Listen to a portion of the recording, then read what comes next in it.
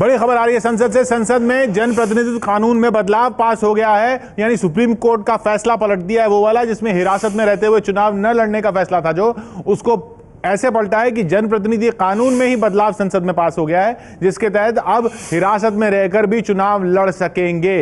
यह पास हुआ है अभी संसद में। और अब आज की बड़ी खबर, एबीपी न्यूज नीलसन का सर्वे, मोदी लोगों की पहली पसंद।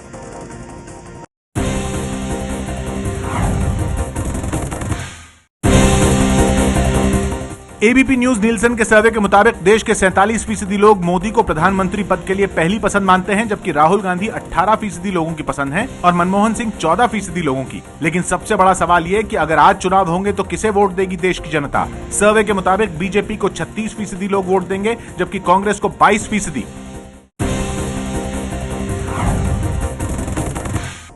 और शिवराज सिंह चौहान ने कहा कि वो मोदी के खिलाफ नहीं है।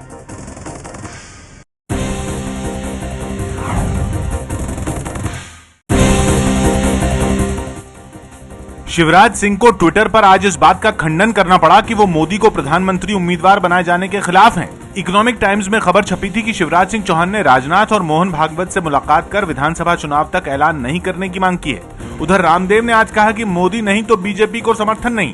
भाजपा के अंदर नरेंद्र मोदी को लेकर जो है कोई सर्वानुमति नहीं है। भाजपा के तमाम नेता मोदी के रवैये से, मोदी के व्यवहार से, मोदी के एटीट्यूड से बहुत खफा रहते हैं। यदि शीघ्र ही बीजेपी उनको प्रधानमंत्री पद के लिए प्रस्तावित नहीं करती है तो हम अपने निर्णय के ऊपर भी पुनर्विचार करेंगे। उधर रमन सिंह ने मोदी के लिए लाल किले जैसा मंच बनवाया है।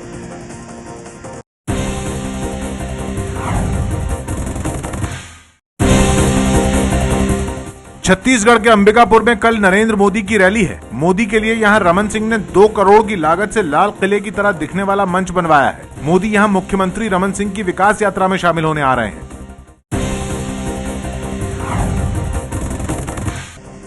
कोयला घोटाले की फाइलों से सांसद दर्डा की चिट्ठी गायब है।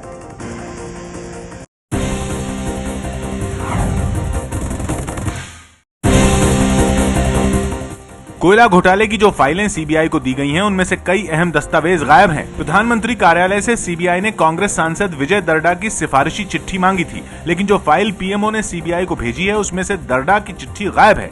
इसके अलावा खदानों के आवंटन के लिए हुई बैठक के रिकॉर्ड भी गायब हैं। रक्षा मंत्री ने संसद को बताया कि चीन ने किसी हिस्से पर कब्जा नहीं किया भारत के।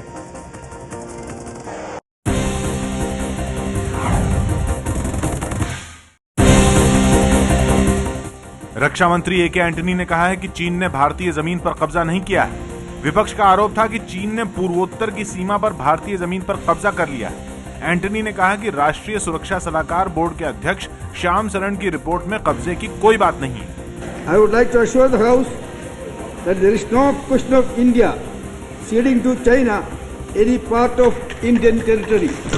चाइना जिस नीति पर चल रहा है वो है धीरे धीरे आगे बढ़ने की नीति, यानी कि क्रीप करने का। काफी कुछ एरिया डोमिनेशन किया हुआ है। आसाराम का सेवादार राज खोल रहा है।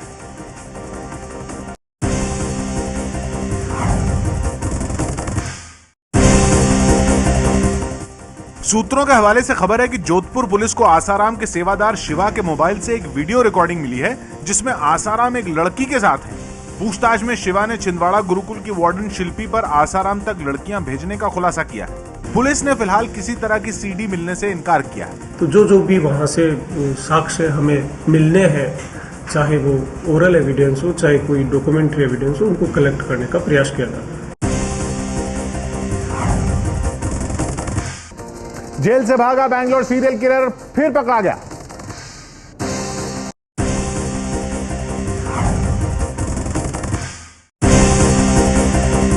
बैंगलोर जेल से फरार कथित सीरियल किलर जयशंकर को पुलिस ने बैंगलोर के बाहरी इलाके से गिरफ्तार किया है। शनिवार की रात जयशंकर पुलिस को चकमा देकर जेल की दीवार फांदकर भाग गया था। जयशंकर पर 10 से ज्यादा हत्या के साथ साथ 20 से ज्यादा बलात्कार के मामले हैं। उसे 27 साल की सजा मिली हुई है।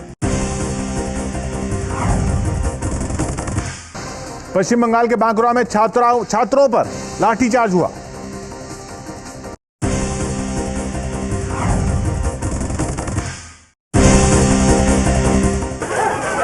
हंगामे की ये तस्वीरें पश्चिम बंगाल के बांकुरा की हैं। यहां स्कूली छात्रा के साथ छेड़खानी का विरोध कर रहे छात्रों पर पुलिस ने जमकर लाठियां भांजी।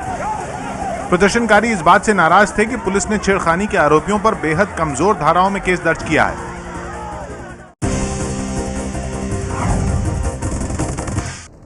उधर इलाहाबाद में लैपटॉप न मिलने से नाराज छात्रों ने प्रदर्शन किया, ट्रेनें रोकी।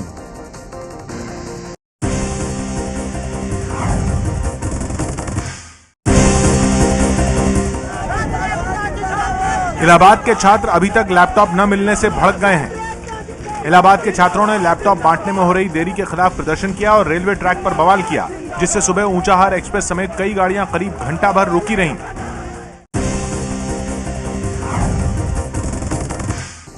रूस और चीन की सीमा पर पुल बाढ़ में डूबा है।